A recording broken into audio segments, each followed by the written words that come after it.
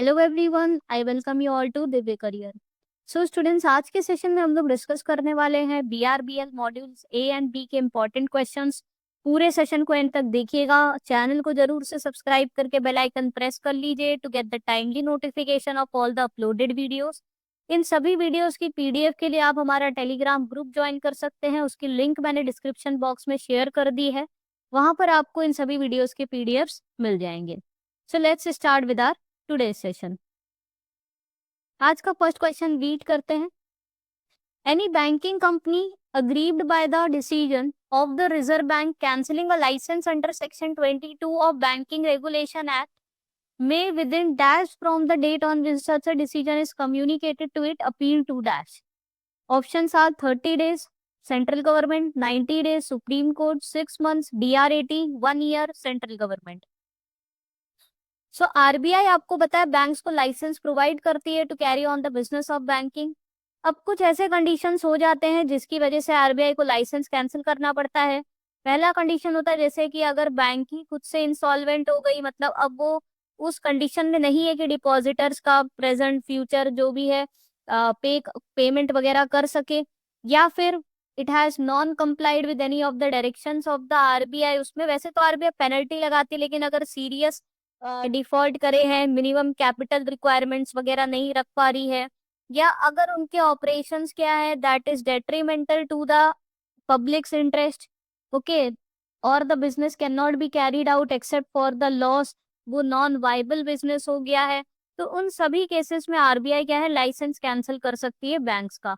तो जब RBI licence cancel करती है तो बैंक्स के पास ये राइट होती है कि उसके अगेंस्ट में जो भी डिसीजन है उसको अपील कर सकती है, किसके पास, सेंट्रल गवर्नमेंट के पास।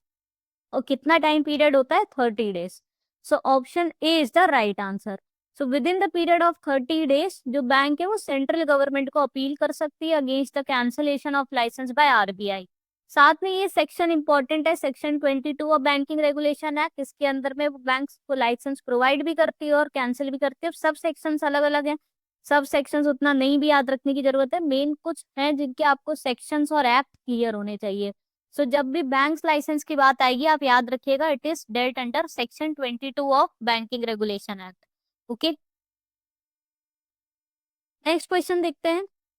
Aggregate value of paid up capital and reserves of Indian Bank shall not be less than dash if it has a places of business in more than one state, and dash if it includes the city of Bombay or Calcutta or both. Options are 10 lakhs and 15 lakhs, 5 lakhs and 10 lakhs, 15 lakhs and 20 lakhs, 10 lakhs and 10 lakhs. सो अगर Indian bank की बात कर रहे हैं तो उनका paid up capital का rule क्या है, 5 lakhs और 10 lakhs। So if it is operating in more than one state, और अगर उसमें कोलकाता या मुंबई सिटीज नहीं आते हैं तो 5 lakhs होना चाहिए, अगर कैलकाटा मुंबई आ जाते हैं तो 10 lakhs।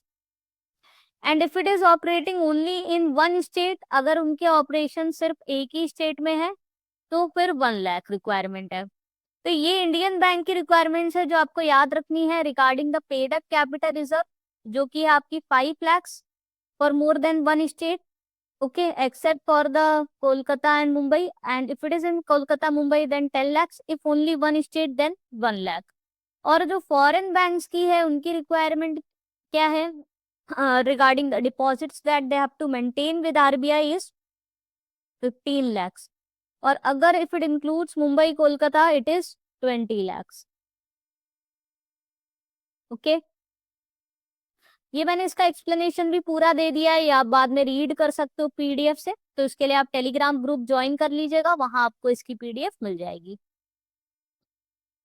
नेक्स्ट है which of the statements regarding payment of dividends by the banking companies are correct.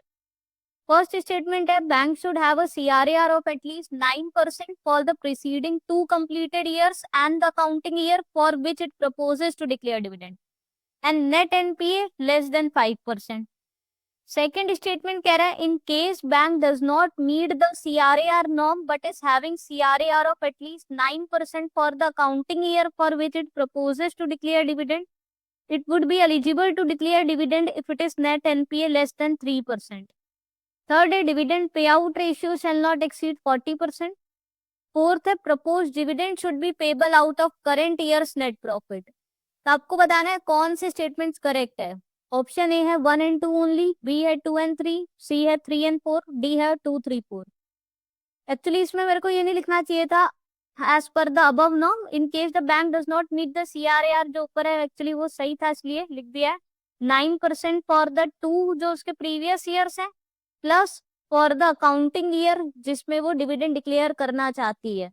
ठीक है, तो अगर उसके 2 प्रीवियस ईयर में 9% नहीं है, बट अगर करेंट ईयर में 9% है तो भी वो डिविडेंड डिक्लेयर कर सकती है अगर उसका net NPA that shall not be less than, क्या होगा उस केस में, राइट आंसर है नॉट लेस देन 5%। और जनरल रूल है कि पिछले 2 सालों में और करंट ईयर में 9% कैपिटल एडिक्वेसी रेशियो होना चाहिए और साथ में जो नेट NPA है that shall not be less than 7%। तो वैसे जो नेट NPA वो 7% से कम होना चाहिए। ठीक है, 7% से कम होना चाहिए, मतलब it shall not be more than 6%।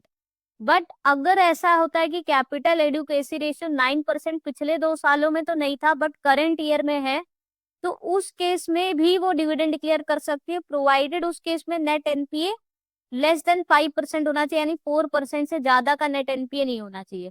So first और सेकेंड स्टेटमेंट्स तो इनकरेक्ट हो गए। थर्ड सही है, उनका डिविडेंड पे आउट 40% से ज्यादा नहीं होना चाहिए। सारा नेट प्रॉफिट बांट ही देगी तो फिर वो बाकी खुद से क्या रखेगी, रिजर्व्स कैसे बनाएगी, सब करेगी।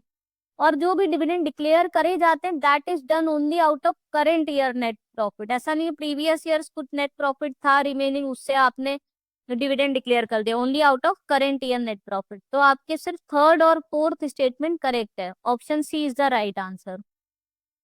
ओके, तो यहाँ पे वो सारे रूल्स जो भी आपको बताए यहाँ पे मेंशन भी कर दिए हैं।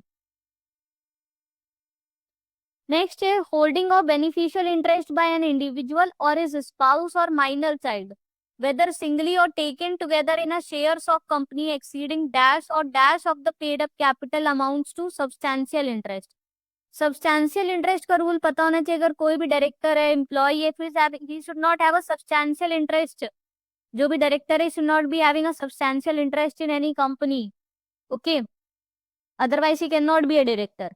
सो सब्सटैंशियल इंटरेस्ट कब माना जाएगा, जब उसका पास शेयर्स हो या उसकी वाइफ के पास हो या उसके स्पाउस या उसके चाइल्ड के पास सिंगली या टोटल मिलाकर कितने हो, 1 लाख और 5%, 2 लाख और 10%, 3 लाख 5%, 5 लाख 10%।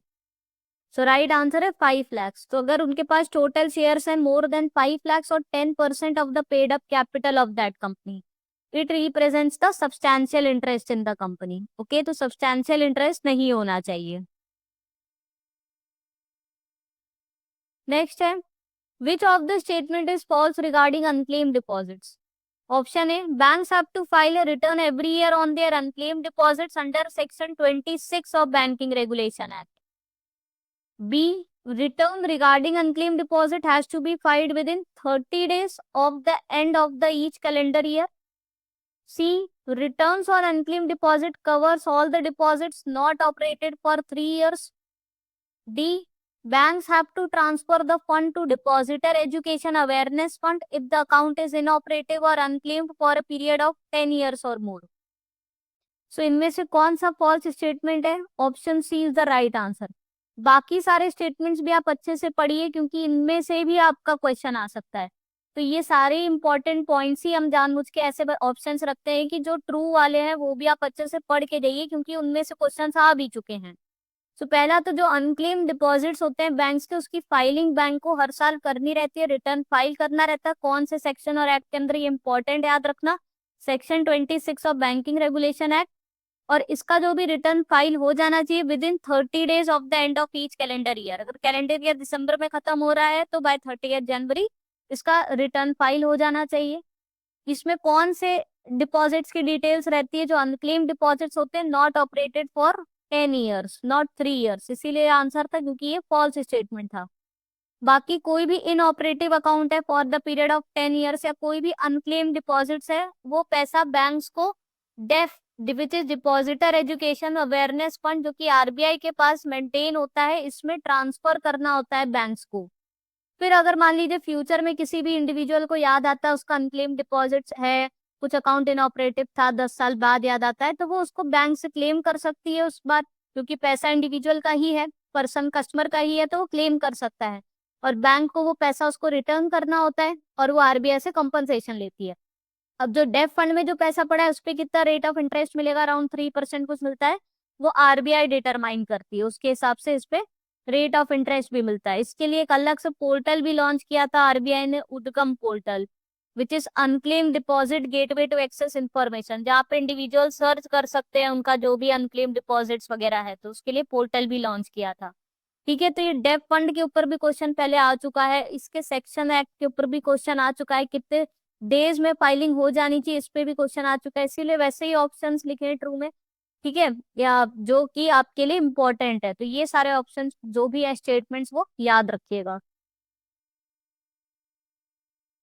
नेक्स्ट है, for schedule commercial banks and small finance bank a single rupee term deposit of rupees dash और more, while the for regional rural bank and local area bank deposit of rupees dash or more constitutes the bulk deposit. Option है 2 crores and 15 lakhs, option B 3 crores and 1 crore, option C 5 crores and 2 crores, option D 1 crore and 25 lakhs। तो अगर आप single FD इतने amount के ऊपर की बनाते हो या इतने अमाउंट की बनाते हो तो वो बल्क डिपॉजिट की कैटेगरी में आती है। राइट आंसर है option B, schedule commercial banks और स्मॉल फाइनेंस बैंक में अगर आप कोई सिंगल एफडी 3 करोड़ या उससे ऊपर की बनाते हो तो बल्क डिपॉजिट कैटेगराइज होती है। सिमिलरली रीजनल रूरल बैंक या लोकल एरिया बैंक में आप 1 करोड़ की या उससे ऊपर की एफडी बनाते हो तो बल्क डिपॉजिट की कैटेगरी में आती है। बल्क डिपॉजिट्स में जो बैंक्स है वो differential rate of interest provide कर सकती है। ओके, अदरवाइज आप देखोगे तो जो भी आपका एफडी आप बनाते हो सेम टेन्योर के, चाहे जितने भी अमाउंट की एफडी हो उस पर सेम रेट ऑफ इंटरेस्ट मिलेगा, चाहे आप 2 लाख की एफडी बना रहे हो चाहे आप 5 लाख की एफडी बना रहे हो। अगर आपने ये दोनों एफडी सेम टेन्योर की बनाई, मान लीजिए 2 इयर्स, तो 2 इयर्स का जो भी रेट ऑफ इंटरेस्ट चल रहा है, मान लीजिए 6.5 चल रहा है, तो आपको 6.5 ही मिलेगा डिपेंडिंग अपॉन द टेन्योर। अगर टेन्योर सेम है सेम ही मिलेगा, इररिस्पेक्टिव क्या कितने अमाउंट की बना रहे हो। But of course as an amount जब कैलकुलेट होगा तो 6.5 ऑफ 2 lakhs मिलेगा, इसमें 5 लाख, तो वो वेरी करेगा बट परसेंटेज सेम है। बट अगर आप बल्क डिपॉजिट के बनाते हो तो इसके बैंक अलग से रेट ऑफ इंटरेस्ट स्पेसिफाई करती है, क्योंकि आप बल्क में ला रहे हो तो उसमें बैंक ज्यादा भी देती है। ओके, तो वो बल्क डिपॉजिट की कैटेगरी में आता है। नेक्स्ट है, all the new floating rate personal और retail loans and the floating rates loan to the MSEs extended by the banks from 1 October 2019 and the floating rates loan to the medium enterprises from 1 April 20 shall be benchmarked to dash. Option है RBI policy repo rate, option C government of India 3 months treasury bill yield which is published by FBIL which is financial benchmarks India limited, Government of India 6 months Treasury bill yield which is published by FBIL, or any of the above. So right answer है any of the above। ये सारे ही आपके external benchmarks rates की category में आते हैं।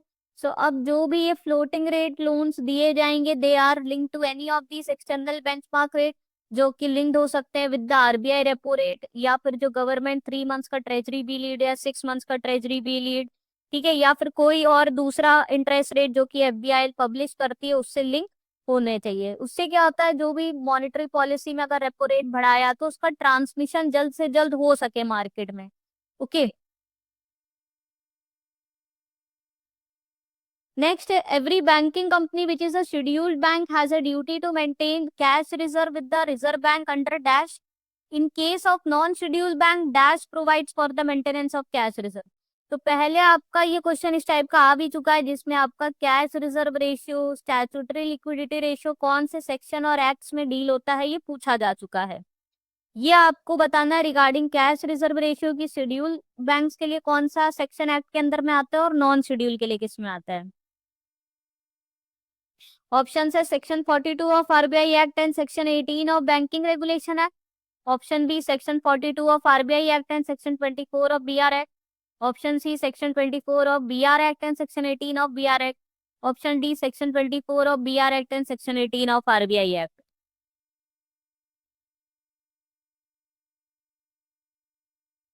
सो right answer है option A. So जो शेड्यूल बैंक्स होते हैं उनको जो कैश रिजर्व रेशियो मेंटेन करना होता है that is governed by the section 42 of RBI act. और जो नॉन शेड्यूल्ड बैंक्स है उनको भी सीआरआर रखना पड़ता है, बट वो जो ये कैश के फॉर्म में जो पैसा रखती है वो अपने पास भी रख सकती है और वो चाहे तो इसको आरबीआई के पास भी रख सकती है। सीआरआर पे आरबीआई कोई भी इंटरेस्ट नहीं प्रोवाइड करती है बैंक्स को।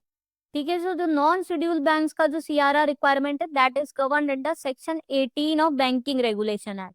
साथ में एसएलआर का भी याद रखिएगा, एसएलआर का जो गवर्न होता है that is under section 24 of banking regulation act. ठीक है, जहां पर उनको पैसा रखना होता है इन द फॉर्म ऑफ कैश और गोल्ड और अनइंकम्बर्ड गवर्नमेंट सिक्योरिटीज। ठीक है, तो ये सब किस में आते हैं, लिक्विड एसेट्स की कैटेगरी में आते हैं, तो लिक्विड एसेट्स में ये रखना रहता है। ओके, और कैश रिजर्व रेशियो में तो कैश के फॉर्म में ही रिजर्व्स मेंटेन होते हैं, और ये शेड्यूल्ड बैंक्स का गवर्न होता है under section 42 of RBI act, जहां इनको मेंटेन करना होता है विद कैश विद आरबीआई। और जो नॉन शेड्यूल्ड बैंक्स होते हैं they can maintain this cash either with themselves और विद द आरबीआई। तो इनके सेक्शंस और एक्ट्स याद रखिएगा। Okay,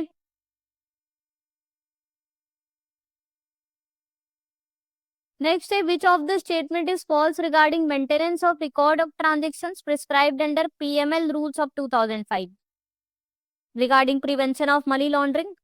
option A all the cash transactions of the value more than 10 lakhs और its equivalent in foreign currency. Option B transactions involving receipt by non profit organisation of value more than 10 lakhs और its equivalent in foreign currency. Option C, all the cash transactions where forged or counterfeit currency notes or bank notes have been used as a genuine and where forgery of valuable security has taken place facilitating transaction. Option D, all the suspicious transactions valued over rupees 1 lakh. So this is regarding maintenance or preservation of records.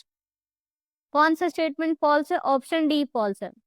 तो देखिए इनको records maintain करने रहते हैं, इसकी पूरी reports भी होती है, जैसे कैश ट्रांजेक्शन रिपोर्ट्स होती है, उसमें जो भी कैश ट्रांजेक्शंस होते हैं वैल्यूड मोर देन 10 lakhs अबव वो सारे मेंटेन होते हैं। ये प्रिंसिपल ऑफिसर होता है बैंक का, वो एफआईयू इंडिया को रिपोर्टिंग भी करता है। इसके पूरे रिकॉर्ड्स मेंटेन करने होते हैं, जो भी कैश ट्रांजेक्शन हो रहे 10 लाख से अबव, या हो सकता है कोई ऐसे कैश ट्रांजेक्शन जो 10 लाख से कम है but they are connected to each other, और उनका अगर टोटल करेंगे तो 10 लाख से ऊपर आ जाता है, तो वो सारे ट्रांजेक्शन भी रिकॉर्ड होते हैं। साथ में अगर नॉन प्रॉफिट ऑर्गेनाइजेशन को कोई कैश रिसीट मिल रही है मोर देन 10 lakhs तो वो भी रिकॉर्डिंग होनी चाहिए। कोई भी काउंटरफिट करेंसी अगर बैंक को मिली है, जाली नोट, उसके लिए पूरी काउंटरफिट करेंसी रिपोर्ट बनती है, तो उसमें सारे ही नोट्स का सारा रिकॉर्ड देना पड़ता है। या फिर किसी तरीके का फ्रॉड किया गया है using the security all the documents, कुछ पोस्ट डॉक्यूमेंट यूज करे गए हैं, उनका भी पूरा रिकॉर्ड रखना पड़ता है। सस्पिशियस ट्रांजेक्शन के लिए सस्पिशियस ट्रांजेक्शन रिपोर्ट होती है, इसमें कोई भी मिनिमम या मैक्सिमम वैल्यू मेंशन ही नहीं है। साथ में इसमें मॉनिटरी के साथ नॉन मॉनिटरी ट्रांजेक्शंस भी रिकॉर्ड करके रखने पड़ते हैं, अगर वो सस्पिशियस कैटेगरी में आ रहे हैं।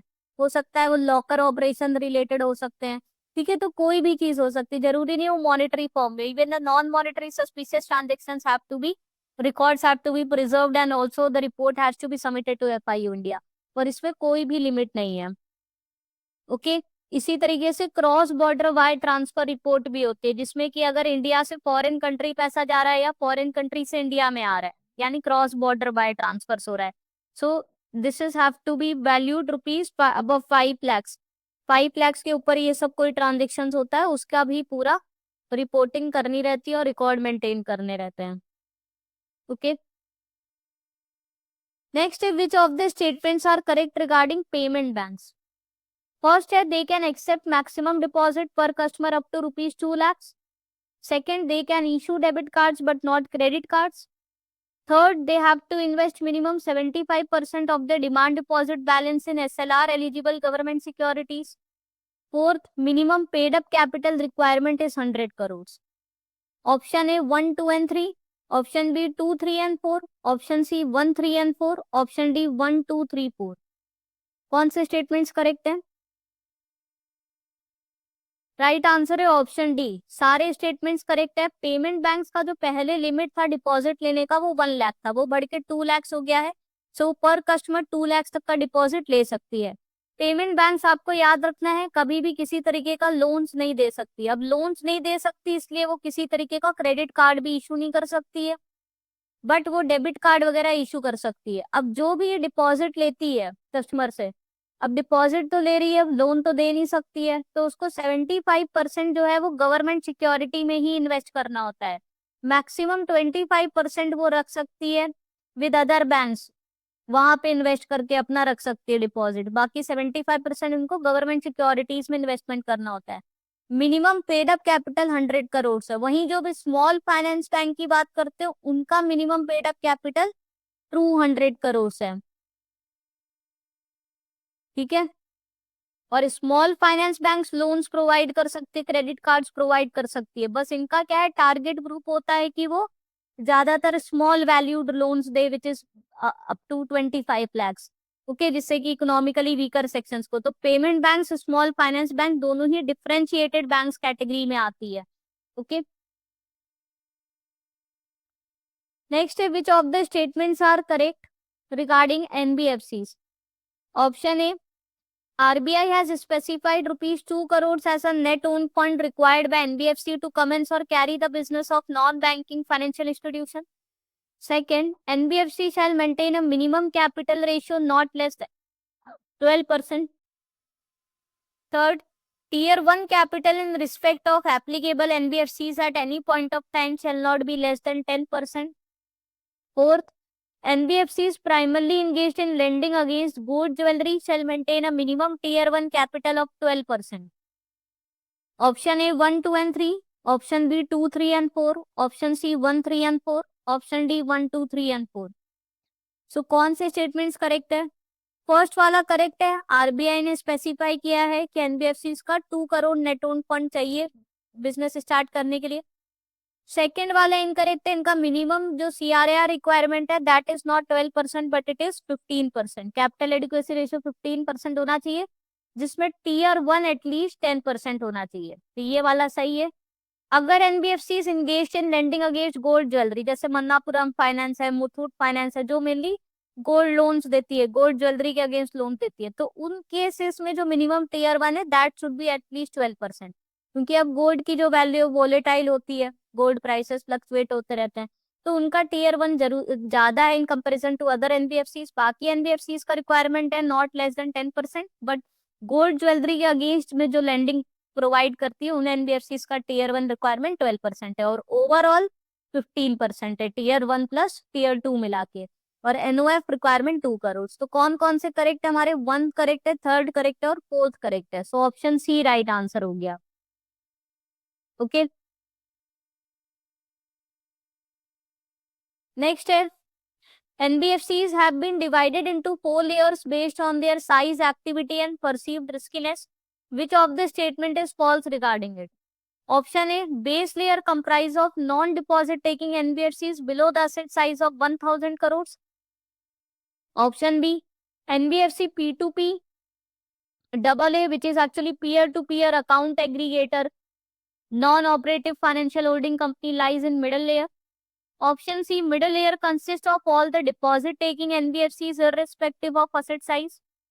Option D, upper layer comprise of those NBFCs which are specifically identified by RBI as warranting enhanced regulatory requirement.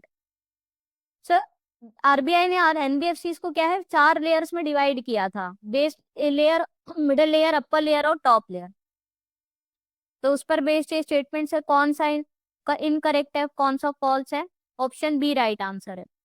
सो याद रखना है आपको, पहला आपका बेस लेयर होता है, इसमें हमेशा ही नॉन डिपॉजिट टेकिंग एनबीएफसी आएंगी जो किसी भी तरीके का डिपॉजिट नहीं लेंगी, साथ में इनका किसी भी तरीके का पब्लिक इंटरफेस नहीं होगा, कोई भी पब्लिक डीलिंग नहीं करेंगी।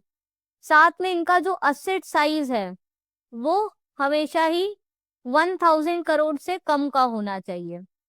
तो इसी में ही आपकी peer to peer account aggregator, non operative financial holding company, ये सब आपकी बेस लेयर में आती है। इसके बाद आपकी मिडिल लेयर आती है। मिडिल लेयर में एक तो वो वाली नॉन डिपॉजिट टेकिंग एनबीएफसी आएंगी जिनका असेट साइज 1000 करोड़ या उससे ज्यादा है, क्योंकि नॉन डिपॉजिट में जिनका लेस देन 1000 करोड़ है वो बेस में आ गए। तो जो नॉन डिपॉजिट जिनका एसेट साइज 1000 करोड़ है उससे ज्यादा है वो मिडिल लेयर में आएंगी, और साथ में जितनी भी डिपॉजिट टेकिंग एनबीएफसी है वो मिडिल लेयर में आ जाएंगी, चाहे उनका एसेट साइज 1000 करोड़ से कम हो या ज्यादा हो, उससे मतलब नहीं है। ओके, तो इनमें आपकी बाकी सारी जैसे कि आपकी infrastructure debt fund, infrastructure finance company, core investment company, ये सारी आ जाती हैं। फिर आपकी अपर लेयर आती है, उसमें आरबीआई वैसी एनबीएफसी को रखती है जहां उनको लगता है कि इनको क्लोज सुपरविजन, क्लोज मॉनिटरिंग की रिक्वायरमेंट है। और फिर फाइनल टॉप लेयर में वाली एनबीएफसी को लगती है जहां उनको लगता है कि इन एनबीएफसी से क्या है, एक बड़े लेवल पे एक सिस्टमिक रिस्क पोज हो सकती है, तो उनको और ज्यादा क्लोज सुपरविजन की रिक्वायरमेंट है, उनको टॉप लेयर में डाल देती है। सो इसमें से कौन सा स्टेटमेंट इनकरेक्ट है? बी वाला, क्योंकि P2P, AA, FHC ये सब बेस लेयर की एनबीएफसी हैं। Government based NBFC base layer या मिडिल लेयर में किसी में भी हो सकती है, depending again on their size, activity and their perceived riskiness. तो इन फैक्टर्स पर डिपेंड होता है कितनी बड़ी वो एनबीएफसी है, किस टाइप की एक्टिविटी में इन्वॉल्व है, और कितनी वो रिस्क पोज कर सकती है सिस्टम को। उसके बेसिस पे एनबीएफसी को इन 4 लेयर्स में आरबीआई डिवाइड करती है। ओके, नेक्स्ट है the credit concentration limits prescribed for NBFC separately for lending and investment shall be merged into a single exposure limit of dash for a single borrower and dash for a single group of borrowers और parties.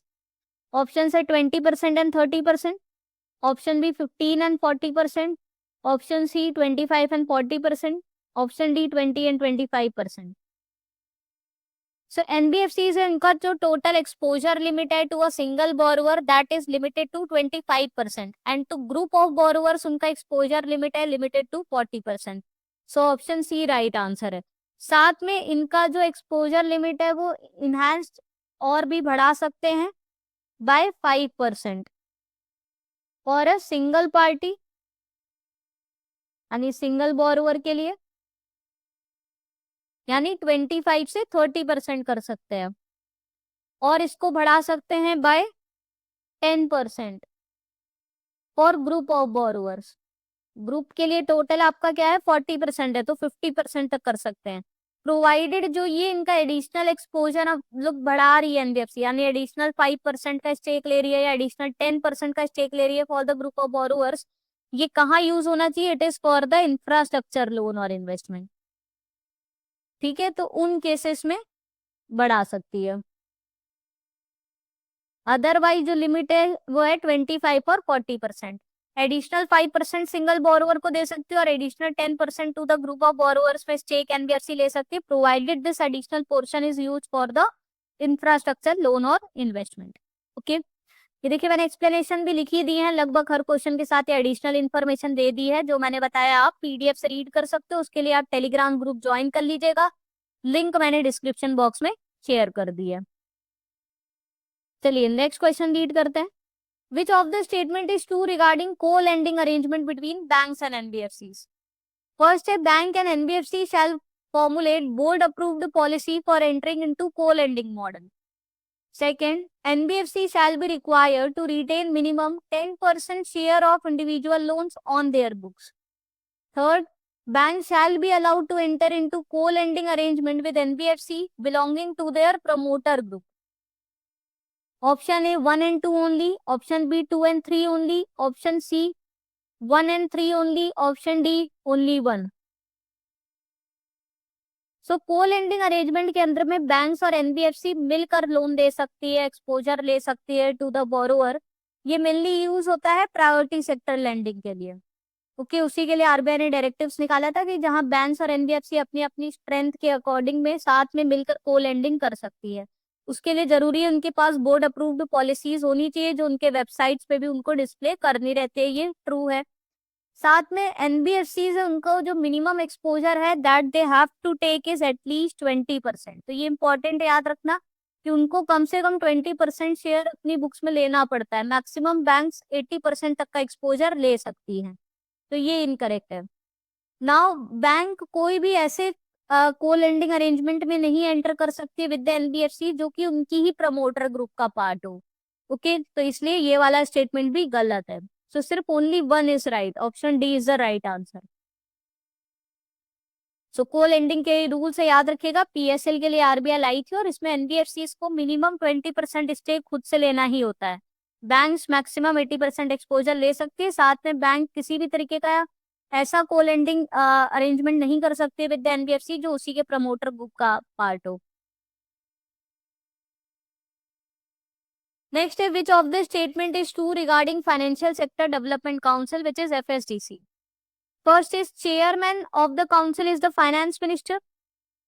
Second, prime objective of FSDC is to strengthen the mechanism for maintaining financial stability, promoting financial sector development, enhancing inter-regulatory coordination. Third, important wing of FSDC is the subcommittee chaired by RBI Governor. Fourth, inter-regulatory technical group was set up for inter-regulatory coordination among financial sector regulators headed by ED in charge of financial stability of RBI. Option A 1 and 2 only, option B 2 and 3 only, option C 1 and 3 only, option D all 1 2 3 4 इसी है। So कौन से true हैं? Actually ये सारे ही statements आपके true हैं। Important FSDC के बारे में पढ़ के जाना, इससे हर साल क्वेश्चन आता है। एफएसडीसी को क्यों बनाया गया है? फाइनेंशियल स्टेबिलिटी मेंटेन रह सके। साथ में आपके कई सारे रेगुलेटर्स हैं, जैसे आरबीआई है, सेबी है, इरडाई है, पीएफआरडी है। मेन इनके वजह से ये बनाया गया है, तो इन पे ये इंटर रेगुलेटरी कोऑर्डिनेशन मेंटेन हो, क्योंकि डिफरेंट डिफरेंट चीजों को रेगुलेट कर रही है, तो उनके बीच में पूरा कोऑर्डिनेशन ये देखती है। साथ में इसका चेयरमैन कौन होता है? फाइनेंस मिनिस्टर होता है, ये याद रखिएगा। अब इसके कई सारे अलग अलग विंग्स है। पहला आपका एक सब कमिटी होती है जो आरबीआई गवर्नर चेयर करता है, चेयरपर्सन होता है जिसका। साथ में इंटर रेगुलेटरी टेक्निकल ग्रुप भी है जो कौन हेड करता है, which is headed by the executive director which is in charge of financial stability department of RBI. तो ये सारे स्टेटमेंट्स आपके ट्रू है। नेक्स्ट है, in terms of section 4 of prevention of money laundering act, whoever commit the offense of money laundering shall be punishable with a rigorous imprisonment for a term not less than dash but which may extend to dash and shall also be liable to fine. Option A 1 year and 3 years, option B 3 years and 5 years, option C 3 years and 7 years, option D 3 years and 5 years and 10 years. सो अगर कोई भी money laundering offence पे guilty पाया जाता है तो उस case में जो इम्प्रिजनमेंट होती है that could be minimum 3 years to maximum 7 years. So option C is the right answer. But it is found guilty under narcotics and psychotropic substances act. Okay, इसके अंदर में अगर वो गिल्टी पाया गया है ड्रग अब्यूज वाले रिलेटेड, तो उस केस में जो इम्प्रिजनमेंट है that can be extended up to 10 years। साथ में इसमें फाइन इम्पोज किया जाता है which depends upon the gravity of offence. कितना सीरियस क्राइम है उसके हिसाब से फाइन भी इम्पोज होता है। सो मिनिमम आपकी 3 years की इम्प्रिजनमेंट है, मैक्सिमम 7 years की। और अगर नार्कोटिक साइकोट्रोपिक सब्सटेंसेस एक्ट के अंदर में गिल्टी है तो उस केस में 10 years तक का इम्प्रिजनमेंट हो सकता है। नेक्स्ट है, which of the statement is false regarding differences between bills of exchange and cheque. Option A, bill of exchange may be drawn on a person or a firm, while the check is always drawn on a bank. B, bill of exchange is always drawn payable to bearer, while check can or cannot be drawn payable to a bearer. Option C, drawer cannot countermand the payment of bill of exchange, while in check, the payment can be countermanded by the drawer. D, bill of exchange may be payable on a demand or after the expiry of a period after a sight, while the check is always paid on demand. So check, bill of exchange, promissory note, ये तीनों आपके negotiable instruments होते हैं। Bill of exchange आपको याद रखना है ये क्या होता है? अनकंडीशनल ऑर्डर होता है।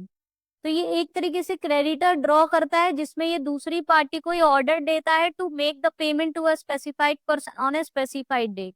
जिसको ड्रॉ करता है वो कहलाता है ड्रॉअर, जिसके ऊपर ड्रॉ किया है वो है ड्रॉई। अब ड्रॉअर ये कह सकता है कि इसका पेमेंट आप पेई को दीजिए। तो ड्रॉअर होता है maker of bill of exchange, और ड्रॉई होता है डेटर जिसको इसका पेमेंट देना होता है, और पेई जिसको इसका पैसा मिलना होता है, he is a beneficiary. Now अगर ड्रॉअर और पेई सेम है तो 2 पार्टीज हो जाएंगी, अलग अलग है तो 3 पार्टीज। ठीक है, तो ये हमेशा अनकंडीशनल ऑर्डर होता है जहां ड्रॉअर ड्रॉई को ऑर्डर देता है कि पेई को पैसा इसका स्पेसिफाइड डेट को मिल जाना चाहिए। सो बिल ऑफ एक्सचेंज हमेशा एक किसी पर्सन पे ड्रॉ किया जाएगा या फॉर्म पे, बट चेक हमेशा बैंक पे ड्रॉ किया जाएगा, क्योंकि चेक के केस में ड्रॉई इज ऑलवेज अ बैंक, क्योंकि चेक का पेमेंट कोई पर्सन नहीं कर सकता है, बैंक के थ्रू ही इसका पेमेंट होता है, इसलिए drawee is always a bank, इसीलिए cheque is always drawn on a bank. ये स्टेटमेंट ट्रू है। अब बिल ऑफ एक्सचेंज ऐसा नहीं है कि it is not payable to a bearer, ऐसा नहीं है जो उसको लेकर चला आया उसको पेमेंट मिलेगा, नहीं, जिसने ड्रॉ किया है उसको पेमेंट मिलेगा, जिसका नाम उसमें लिखा है उसको इसका पेमेंट मिलेगा as a payee. So it is not drawn payable to a bearer, bearer मतलब हो गया होल्डर ऑफ दैट इंस्ट्रूमेंट, नहीं, जिसका नाम लिखा है उसको पैसा मिलेगा, तो ये गलत है। चेक आपका बियरर चेक भी हो सकता है, ऑर्डर चेक भी हो सकता है, तो जो होल्डर ऑफ द इंस्ट्रूमेंट है उसको भी पैसा मिल सकता है, या जो एज एन ऑर्डर किया गया है कि इसी को ही पैसा मिलना चाहिए एज अ पेई, उसको मिलेगा। तो ये वाला स्टेटमेंट आपका फॉल्स है, because BO is never drawn payable to a bearer. However ये सेकंड पोर्शन सही लिखा है कि चेक आपका बियरर हो भी सकता है, नहीं भी हो सकता है, it could be the order cheque. तो आंसर ऑप्शन बी ही हो गया, क्योंकि फॉल्स स्टेटमेंट पूछा है, लेकिन बाकी स्टेटमेंट भी समझेंगे। अब क्योंकि बीओई ड्रॉ हो गया बिल ऑफ एक्सचेंज, तो उसका पैसा आपको देना है, जो भी आपकी एक्सपायरी डेट है उस दिन मेच्योरिटी डेट है उस पर उसका पैसा देना है, बाद में इसमें स्टॉप पेमेंट ऐसा कुछ इंस्ट्रक्शंस नहीं दे सकता ड्रॉअर। बट चेक में आपको पता है ड्रॉअर स्टॉप पेमेंट का भी इंस्ट्रक्शन बैंक को दे सकता है, so he could countermand the payment. Bill of exchange क्या है, वो साइट बिल भी हो सकता है और यूजांस बिल भी हो सकता है। साइट बिल क्या होता है, जहां उसको जैसे प्रेजेंट किया गया तुरंत उसका पेमेंट देना है, और यूजांस बिल में क्या होता है, ग्रेस पीरियड दिया जाता है, तो मान लीजिए 30 डेज, तो after the expiration of 30 days उसका पेमेंट होना चाहिए। बट चेक क्या है, ऐसा नहीं है कि आपने चेक काट के दे दिया और कह दिया 25 दिन बाद पेमेंट करना, उसका एज ऑन डिमांड पेमेंट करना होता है, और पोस्ट डेटेड चेक वैसे भी पेमेंट नहीं होता है पहले। ठीक है, सो ये भी आपका ट्रू स्टेटमेंट है। एक्सप्लेनेशन में लिख भी दिया है, BOE can not be drawn payable to the bearer while the cheque can be the bearer cheque और द ऑर्डर चेक। ये सारे स्टेटमेंट्स अच्छे से पढ़ के जाइएगा, क्योंकि इस पे भी क्वेश्चन आपके एग्जाम में पूछेगा ये पहले। नेक्स्ट है, which statement is false regarding differences between promissory note and bill of exchange. तो अभी जहां हमने समझा बिल ऑफ एक्सचेंज आपका क्या था, अनकंडीशनल ऑर्डर था, जहां पे एक तरीके से क्रेडिटर डेटर को ऑर्डर देता है कि आप इसका पेमेंट कर देना। तो ये प्रोमिसरी नोट क्या होता है, ये अनकंडीशनल प्रॉमिस होता है, जहां जो कि इस केस में जो ड्रॉअर होता है वो डेटर होता है, क्योंकि वो प्रॉमिस करता है कि मैं इसका पैसा दे दूंगा इस दिन। और बिल ऑफ एक्सचेंज में ड्रॉअर एक्चुअली क्रेडिटर होता है, जो कि ऑर्डर करता है कि आप पैसा दे दो। तो प्रोमिसरी नोट अनकंडीशनल प्रॉमिस या अंडरटेकिंग होती है, जहां डेटर ये अंडरटेक करता है कि मैं इसका पैसा दूंगा। प्रोमिसरी नोट में आपके दो ही पार्टीज इन्वॉल्व रहते हैं, बिल ऑफ एक्सचेंज में आपके दो भी हो सकते हो, तीन भी हो सकते हैं, जैसे अभी दिखाया तो ड्रॉअर ड्रॉई पेई भी हो सकता है, और ड्रॉअर और पेई सेम पर्सन भी हो सकता है, और सेकंड पर्सन ड्रॉई। इसमें दो ही होते हैं आपका, प्रोमिसर प्रोमिसी या मेकर और promisee. So there are only two parties involve in the promissory note while there can be three parties in bill of exchange, ये ट्रू है। promissory note is an unconditional order to make the payment while bill of exchange is an unconditional undertaking। तो ये गलत है, क्योंकि अभी बताया promissory note unconditional undertaking या प्रॉमिस होता है, जहां डेटर प्रॉमिस करता है to make the payment. Bill of exchange unconditional order होता है, जहां क्रेडिटर ऑर्डर करता है डेटर को to make the payment. Okay, C में क्या लिखा है, ड्रॉअर रिस्पॉन्सिबिलिटी प्राइमरी, क्योंकि दो ही पार्टीज है, तो जो मेकर है ड्रॉअर है उसी की रिस्पॉन्सिबिलिटी है to make the payment. But bill of exchange में ड्रॉअर की रिस्पॉन्सिबिलिटी सेकेंडरी होती है। मान लीजिए ड्रॉई की रिस्पॉन्सिबिलिटी प्राइमरी होती है, तो ड्रॉई ने अगर पैसा नहीं दिया टू द पेई, जो कि बेनिफिशियरी था इस केस में, तो ड्रॉअर की लाइबिलिटी अराइज होगी, अदरवाइज प्राइमरी लाइबिलिटी ड्रॉई की होती है। तो ये भी ट्रू है। No notice of dishonour is required in promissory note, अगर वो डिसऑनर भी हो गया, नहीं पेमेंट हुआ, तो उसका कुछ आपको नोटिस देने की जरूरत नहीं होती है। While in BOE notice of dishonour is required by the holder to the drawer, जिससे ड्रॉअर को ही पता चले कि भाई अगर पेई को पैसा नहीं मिला, तो क्योंकि सेकेंडरी लायबिलिटी ड्रॉअर की हो सकती है, इसलिए उसको नोटिस देना होता है। ठीक है, सो कौन सा स्टेटमेंट फॉल्स है, ऑप्शन बी फॉल्स है। नाउ आई होप आपको सारी करेक्टरिस्टिक्स भी क्लियर हो गई होंगी promissory note, bill of exchange और चेक की। नेक्स्ट है, which of the following is a capital account transaction. Option A, interest paid on loan raised outside India. Option B dividend received on investment made outside India, option C loan raised from the foreign country, option D remittances made to the foreign country for the education purpose. So आपके foreign account transaction दो तरीके के हो सकते हैं, एक आपका होता है करेंट अकाउंट ट्रांजेक्शन और एक होता है आपका कैपिटल अकाउंट ट्रांजेक्शन। तो आपको बस ये समझना, अगर कोई भी ऐसा ट्रांजेक्शन है which is impacting the income और एक्सपेंडिचर, यानी कि प्रॉफिट लॉस स्टेटमेंट को इम्पैक्ट कर रहा है, तो वो करेंट अकाउंट है। और अगर वो असेट या लाइबिलिटी क्रिएट कर रहा है, यानी कि वो बैलेंस शीट को इम्पैक्ट कर रहा है, तो वो आपका कैपिटल अकाउंट ट्रांजेक्शन है। तो जैसे आपने इंपोर्ट किया तो पेमेंट आप दोगे, वो आपका एक्सपेंस हो जाएगा। एक्सपोर्ट किया तो आपको इनकम रिसीव होगी, तो वो करेंट अकाउंट ट्रांजेक्शन हो गया। इंपोर्ट एक्सपोर्ट पे जो भी पेमेंट मिल रहा है या जा रहा है। साथ में आपने कोई इन्वेस्टमेंट किया, उसमें आपको डिविडेंड रिसीव हुआ, वो आपकी इनकम है, तो करेंट अकाउंट ट्रांजेक्शन। या आपको इंटरेस्ट रिसीव हुआ ऑन द लोन, वो आपकी इनकम है, करेंट अकाउंट। या आपने डिविडेंड पे किया या आपने इंटरेस्ट पे किया तो वो एक्सपेंस है, तो वो भी करेंट अकाउंट ट्रांजेक्शन।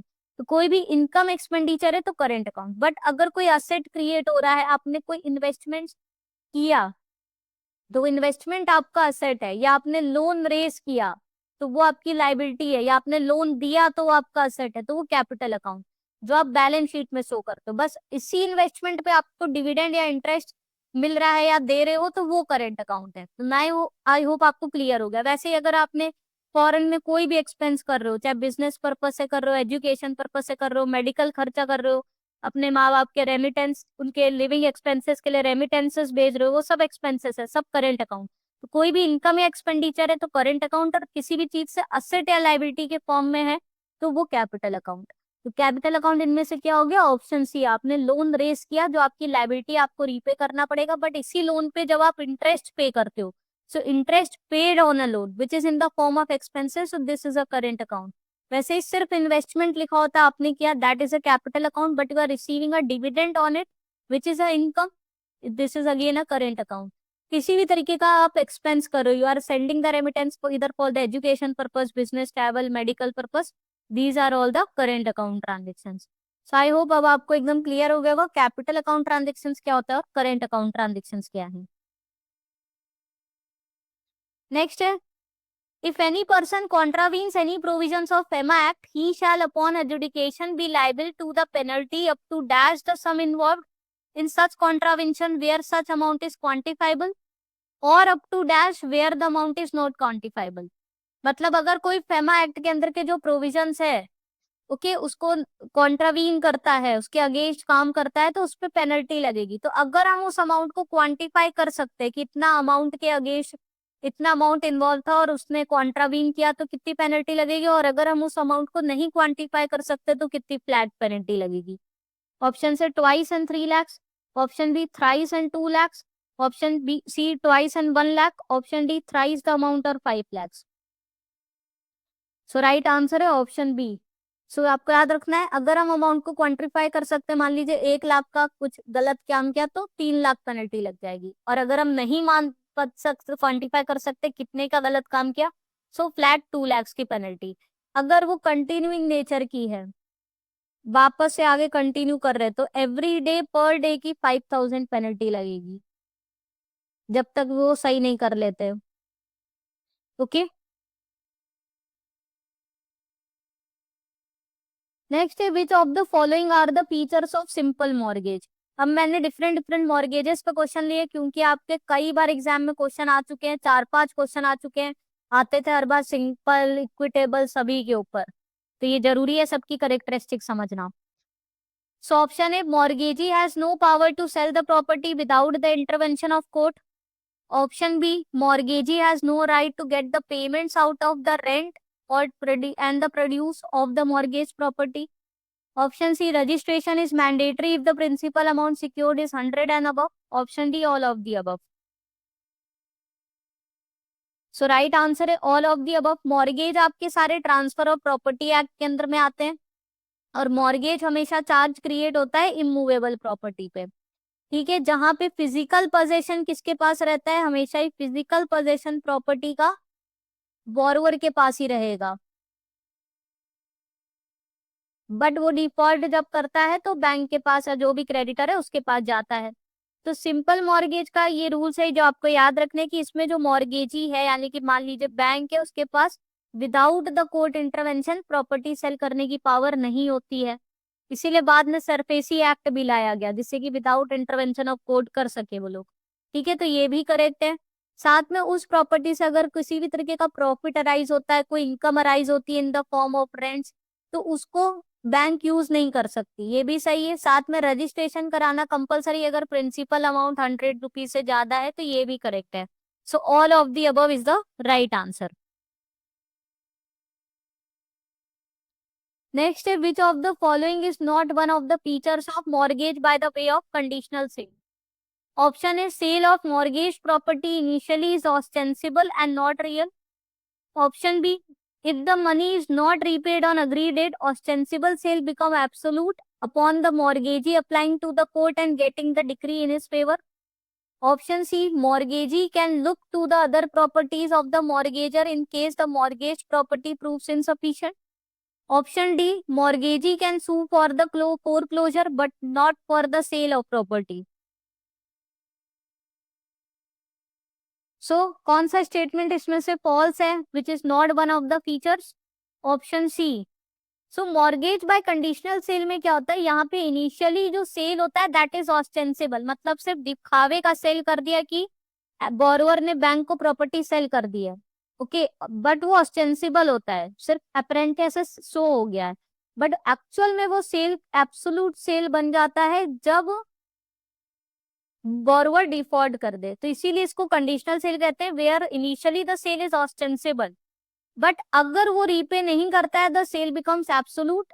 मतलब अब क्या है, ये मान लिया जाएगा कि ये प्रॉपर्टी किसकी है, पूरा लीगली ओनरशिप बैंक की है, और वो कोर्ट से इसके फेवर अपने फेवर में डिक्री भी इशू करवा लेगा, तो वो सेल क्या है, ऑस्टेंसिबल से एब्सोल्यूट बन जाती है। तो ये दोनों तो फीचर है ही, बट इसमें क्या है, जो बोरोवर है ही has no personal covenant to repay the debt. अगर जो प्रॉपर्टी है उससे पूरा सेटिस्फाई नहीं भी हो रहा है, सारा मनी नहीं निकल रहा है, आउटस्टैंडिंग ज्यादा है लोन की, प्रॉपर्टी बेचकर भी उतना नहीं भी हुआ है, तो बैंक अब कोई पर्सनल असेट्स के अगेंस्ट प्रोसीड नहीं कर सकता। इसीलिए बैंक चाहे ज्यादातर मॉर्गेज बाय कंडीशनल सेल नहीं लेती है। तो यही इसका राइट आंसर है। इसमें लिखा है इट कैन लुक, नहीं ले सकता है। ओके, पर्सनल प्रॉपर्टी के अगेंस्ट में प्रोसीड नहीं कर सकती, भले ही उस पर्टिकुलर प्रॉपर्टी को बेचकर कम ही रिकवरी क्यों नहीं हो रही है। साथ में इसमें जो बैंक है वो बोरोवर को सू कर सकती है फॉर द फोरक्लोजर। फोरक्लोजर में होता है right to recover the property, तो इसमें जो बोरोवर होता है वो अपनी राइट खो देता है to recover the property from the bank, अगर वो सूट फाइल कर दे बैंक बोरोवर के अगेंस्ट, बट सेल के लिए नहीं कर सकती। सो ये भी करेक्ट है। नेक्स्ट है under dash mortgage, mortgagee is put in the legal possession of the mortgage property and has the right to receive the rents and profit from the property which may be appropriated in lieu of the payment of mortgage money with no personal covenant to repay debt. Options है English mortgage, usufructuary mortgage, equitable mortgage, simple mortgage. इसका right answer है यूसुफ्रैक्चरी mortgage. अब यूसुफ्रैक्चरी mortgage के characteristic समझने की कोशिश करिए। यहाँ पर कोई पर्सनल कोवेनेंट है नहीं, साथ में यहाँ पर बस बैंक को राइट दे दिए कि आप जो पैसा है मॉर्गेज मनी का, वो जो इस प्रॉपर्टी से जैसे भी रेंट प्रॉफिट अराइज हो रहा है उसी से आप अपना हमारा प्रिंसिपल इंटरेस्ट एडजस्ट करते जाइए। तो कोई इसमें फिक्स टाइम पीरियड भी नहीं होता है मोस्ट ऑफ द केसेस में, कब पैसा लौटाया जाएगा कब नहीं। तो बैंक यूसुफ्रैक्चरी मॉर्गेज भी नहीं लेती है। ओके, नेक्स्ट है what are the essential features of equitable mortgage, जो कि ज्यादातर यूज किया जाता है बैंक्स में। ऑप्शन ए है equitable mortgage can be affected only in the towns which are notified by state government. Option B, to create this mortgage there must be three ingredients which is debt, deposit of title deeds and the intention that the deed act as a security for the debt. Option C, in case of default remedy is to obtain a decree for the sale of property. Since this involves going to the court, it is expensive and time consuming. Option D, all of the above. So equitable mortgage को also और क्या कहते हैं, mortgage by the deposit of title deeds। तो यहाँ पर bank को क्या है, प्रॉपर्टी की टाइटल डीड्स डिपॉजिट कर दी जाती है। तो टाइटल डीड्स का पोजेशन बैंक के पास होना चाहिए। बैंक इसका पोजेशन खो देगी तो ये मॉर्गेज अपने आप कैंसिल हो जाता है। तो मतलब कि टाइटल डीड जब हैंड ओवर कर देती है बैंक वापस से बोरोवर को, जब वो पैसा रीपे कर दे तो खत्म हो जाएगा उनका charge. Okay, so it is also called deposit of title deeds. अब स्टेट गवर्नमेंट कुछ टाउन्स नोटिफाई करते हैं जैसे मुंबई, कोलकाता, तो उन्हीं टाउन्स में इक्विटेबल मॉर्गेज हो सकता है। प्रॉपर्टी चाहे कहीं भी लोकेटेड हो, आपने टाइटल डीड्स कहाँ हैंड ओवर करी है तो उन स्पेसिफाइड टाउन्स में ही होनी चाहिए टाइटल डीड्स डिपॉजिट, तो वहीं वहीं इक्विटेबल मॉर्गेज हो सकता है। साथ में 3 चीजें इसमें जरूरी है, एक तो डेट यानी कि लोन होना चाहिए, साथ में टाइटल डीड्स डिपॉजिट होना बैंक के पास जरूरी है, और इस पर्पस के लिए टाइटल डीड डिपॉजिट हो रही है कि इस लोन के ऊपर बैंक का सिक्योरिटी क्रिएट हो रहा है, उसके लिए ही हो रही है। ठीक है, तो ये भी करेक्ट है। साथ में अगर इसमें डिफॉल्ट होता है तो इसमें अगेन रेमेडी बैंक के पास क्या है कि कोर्ट के पास जाकर इसकी डिक्री अपने फेवर में ला सके to sell the property. Again court के इन्वॉल्वमेंट आता है तो टाइम कंज्यूमिंग हो जाता है, बट सरफेसी एक्ट के अंदर अब जरूरत नहीं है, जैसे मैंने बताया। All of the above is the right answer. Next question, which is one of the most repeated questions of the previous years. The limitation period for filing the suit for the sale of mortgage property is dash, and the limitation period for filing suit for foreclosure is dash from the date the money secured by the mortgage becomes due. Options are 10 years and 20 years. Option B 15 and 25 years. Option C 12 years and 30 years. Option D 12 years and 20 years. So right answer है 12 years and 30 years. याद रखना है, sale of mortgage property की बात आती है तो इसमें लिमिटेशन एक्ट के अंदर लिमिटेशन पीरियड है 12 इयर्स। फोर क्लोजर की बात आती है तो 30 इयर्स है। इसका मतलब क्या होता है लिमिटेशन पीरियड का, मतलब कि बैंक के पास जब से मॉर्गेज मनी, मतलब जो अमाउंट आउटस्टैंडिंग था बोरोवर का, वो ड्यू होता है, ड्यू डेट के बाद बैंक के पास 12 साल का समय रहता है to file a suit against borrower in the court. अगर बैंक नहीं करती है तो bank loses its right to sell the property. अब बैंक क्या है, उसकी राइट खो जाती है टू प्रोसीड अगेंस्ट इट। तो बैंक के पास 12 साल का समय रहता है to file a suit for the sale of property आप from the date the money becomes due. वैसे ही फोर क्लोजर के लिए अगर वो सूट फाइल बैंक करना चाहती है तो बैंक के पास 30 इयर्स का टाइम पीरियड रहता है from the date the money becomes due. Okay, next है, under which conditions bank can not apply for right to lien. First है on the immature dates. Second, when the security has come in the bank's possession in debtor-creditor relationship. Third, on the safe custody articles. Fourth, when the right to set off is exercised by banks. So, right to lien का मतलब होता है right to retain the possession of goods, जो कि as a security bank को मिले हों। So, ये सही है अगर डेट इमेच्योर है, मतलब अभी ड्यू डेट आया ही नहीं तो आप राइट टू लियन नहीं एक्सरसाइज कर सकते। सो कैन नॉट पूछा है तो ये फर्स्ट सही है। अगर कोई भी ऐसी सिक्योरिटी जो बैंक के पास डेटर क्रेडिटर रिलेशनशिप में आई है, सेम ही रिलेशनशिप पे, तो उस पे अप्लाई होती है, तो ये गलत है। कोई भी ऐसे आर्टिकल जो कस्टमर ने है ना सेफ कस्टडी बैंक के पास रखवाए हैं, लॉकर में रखवाए हैं, ओके, एज अ ट्रस्टी रखवाए हैं, तो उन सभी के ऊपर राइट टू लियन बैंक का नहीं होता है। ओके, तो ये भी आपका करेक्ट हो गया क्योंकि कैन नॉट ही पूछा है। ठीक है, किसी स्पेसिफिक पर्पस के लिए रखवाए हैं बैंक के पास, ओके, तो वो उस पे नहीं लियन राइट एक्सरसाइज कर सकती। और अगर बैंक ने right to set off use कर लिया है, मतलब उसके ऑलरेडी डिपॉजिट अकाउंट में कुछ पैसा था, उसको उठा के लोन अकाउंट में आउट एडजस्ट कर दिया है, तो वापस से उसकी सिक्योरिटी पे लियन राइट एक्सरसाइज नहीं कर सकती। सो 1, 3 एंड 4 करेक्ट आंसर हो गया ऑप्शन सी। बाकी सभी केस में बाकी और कौन सा सेकंड है, ओके, जो नॉर्मली उसके पास डेटर क्रेडिटर रिलेशनशिप में एफडी है वो आई है, ठीक है, तो उस पे राइट टू लियन एक्सरसाइज कर सकती है। कुछ भी एज अ सिक्योरिटी दिया है, गोल्ड लोन लिया, गोल्ड दिया, उसको अपने पास रिटेन कर सकती है।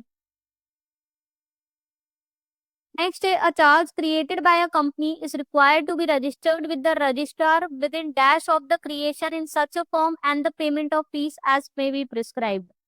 ऑप्शन है 7 days, 30 days, 90 days, 180 days. So company जो चार्ज क्रिएट करती है, it has to be registered with the registrar of companies within 30 days of it's creation. तो इसमें 30 डेज में रजिस्टर करना होता है, नॉर्मल फीस पे होती है, उसके बाद अगर 30 डेज में नहीं पे चार्ज क्रिएट कर पाती है किसी वजह से, ओके, तो अगर वो रीजनेबल देती है, रीजन नहीं कर पाई, तो उनको एक्सटेंशन मिल जाता है फॉर एडिशनल 30 डेज। तो फिर 30 डेज शुरू में, फिर और एडिशनल 30 डेज का समय मिल जाता है, यानी अब 60 डेज में। 60 डेज में करती है तो उनके शुरू में तो नॉर्मल फी पे करनी पड़ती है, बाद में उनको नॉर्मल फीस के साथ एडिशनल फीस भी पे करनी पड़ती है। 60 डेज में भी नहीं कर पाई तो और फिर और एडिशनल 60 डेज का भी समय मिल जाता है, तो 120 डेज टोटल मिल जाते हैं, इसमें फिर और एडिशनल फी पे करनी है। बट आफ्टर 120 डेज, याद रखिएगा, after 120 days charge can not be registered. Okay, so maximum 120 days का समय हो गया। वैसे 30 डेज में करना रहता है, इसके बाद उनको एडिशनल टाइम पीरियड मिलते हैं अगर वो सेटिस्फैक्टरी रीजन दे सके क्यों नहीं चार्ज क्रिएट कर पाए, और एडिशनल फीस पे करनी पड़ती है। ओके, तो इसकी ये टेबल है जो आप याद रखिएगा। नेक्स्ट है, under which condition right to set off is not available with the bank. Option है, when the deposit is in the name of partner and loan is in the name of partnership firm. B, when the deposit is in the name of proprietor and loan is in the name of proprietorship firm. C, deposit is in the name of single person and loan is in the name of jointly with others. D, deposit is in the name of partnership firm and loan is in the name of one of the partners. तो ये एक एक करके समझेंगे। अगर deposit है partner के नाम पे और लोन है फर्म के नाम पे, मतलब ABC फर्म के नाम पर लोन है और किसी भी एक पार्टनर का क्रेडिट अकाउंट है, तो अगर ये फर्म का जो लोन अकाउंट है इसको एडजस्ट करना है, तो बैंक क्या है, जो पार्टनर के इंडिविजुअल सेविंग अकाउंट में पैसा पड़ा है उसको यूज कर सकती है, तो ये करेक्ट है। बट अगर इसी का ही उल्टा केस होता है, मतलब ए ने अपना इंडिविजुअल नाम पर कोई लोन ले रखा है और वो एक पार्टनर है, वो किसी फर्म का भी, ABC फर्म का भी, तो ABC फर्म के अकाउंट में कोई पैसा पड़ा है तो इसको बैंक यूज नहीं कर सकती उनके पार्टनर्स के इंडिविजुअल लोन अकाउंट के लिए।